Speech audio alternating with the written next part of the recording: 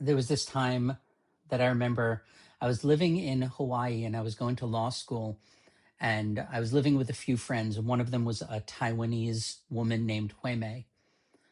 I actually don't know the right tones for that, but um, and we were good friends.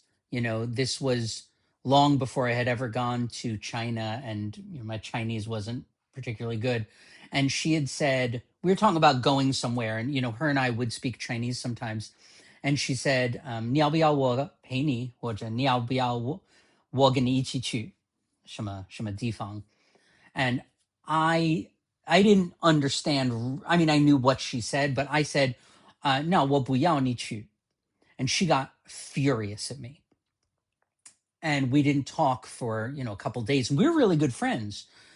And finally it came out, a couple days later, she was like, why would you say that? And I was like, what do you mean?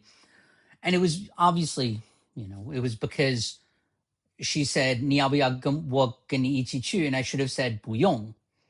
But I didn't know that. I mean, she didn't say 你用不用我跟你一起去. She said 我要不要我跟你一起去. And so I was like 你要不要我不要. But I didn't mean I don't want her to come. I meant it's not necessary. But like I didn't understand that, obviously if you don't speak Chinese, this is not a great story. But 你要不要? Do you want me? Or do you want? 你要不要? And 不用, which is it's not necessary or there's no need. The point is, I was just talking to my friend about this, about like the subtleties of language and context and shang xiaowen, and the idea that when I speak Chinese, because I lived there for a long time and because I, did all this improv in Chinese. And so it's like, I speak with some sort of level of what sounds like fluency, but I often don't. I know what I'm trying to say, but I don't know what people heard. And the problem is sometimes I'll say something that is wrong or contextually, offensive or something. And so the point was, I was telling my friend about this, that recently I was at my Tai Chi class and there's a young woman there who is Chinese. And she said like, oh, 我是一个中文老师. I'm a Chinese teacher. 我教中国人. I teach Chinese to Chinese people. And I was like, oh, wow, 大学嘛,高中,小学, like, or do you teach in college or high school or primary school? And she was like, oh, 我在中国整个国家任何地方到处都是一个老师. Like I just teach all over China. And like, I don't know what that means. I mean, I understand the words she said, but contextually, does that mean you're like an itinerant scholar? Does that mean you're a professor? Does that mean you work at an after school? Like, I don't know what it means. And I said, oh, 那很厉害,我本来不知道. 我本来不知道. I originally didn't know. And that's not a great translation, right? It's like, it's just an expression. I didn't know that. And she said, 那你现在知道了.